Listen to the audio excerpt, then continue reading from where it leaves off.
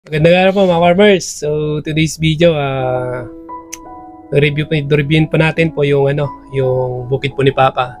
So dito po sa nakita niyo mga video po na ipapakita ko po dito video ni Papa po at ang variety po nito ay 402, RC402 or NSIC RC402 na variety. So alamin po natin yung characteristic po nito based po dun sa agriculture. So ang maturity date po nito ay 114 tas date after sowing.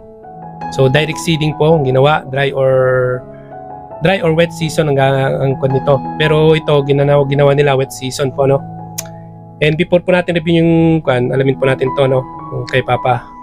So ang average po na kaya niyang anihin po ay 5.5 tons per hectares. So ang maximum yield naman niya ay 14.0 yung kaya po niya tons per hectare. So ito ang kagandahan po ng 402, medyo po siya, maganda po yung timbang po niya based po dito sa inani. Ang inani po ni Papa ay paliwanag ko lang po sa 2 hectares po mayroon po siyang 212 na kaban.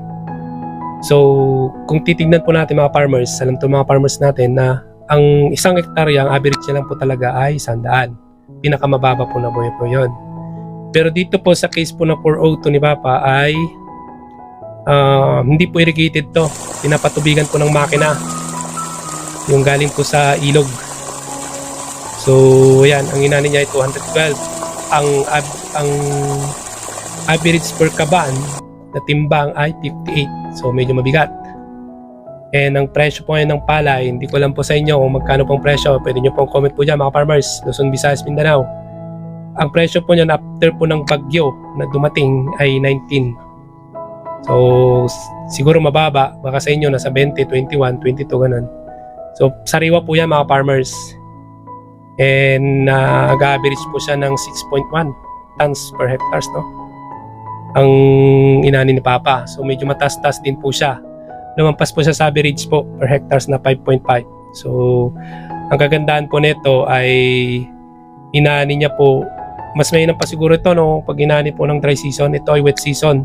2 weeks ago lang po mga farmers nung inani niya po itong palay po na ito. So bihira po niya ang anihin ng ganito kalaki po yung palay niya po doon, kasi ito po ay medyo malapit sa ilog at malayo sa sa daanan, yung sa road, kasi papalog po siya mga farmers. So yan, malamang ngayon mga anihan po ng mga palay mo ngayon, medyo may nag-aani na po sa inyo. Pwede nyo po kapag-comment po dito mga farmers kung kalaman nyo tungkol po sa pagtatanim po ng palay and even mais, may mga nag-aani na po sa inyo. So yan lang po mga farmers, yan po yung inani niyang 402. O kayo po mga farmers, ano po yung variety nyo po ngayon na tinanim? Pwede nyo pong share po dito. Tignan po natin Pwede nyo comment po mga farmers para malaman po ng mga ka-farmers po natin yung mga maganda pong variety. Ito po direct seeding yung ginawa. So yan. Maraming salamat po. Hanggang sa muli po. Bye bye.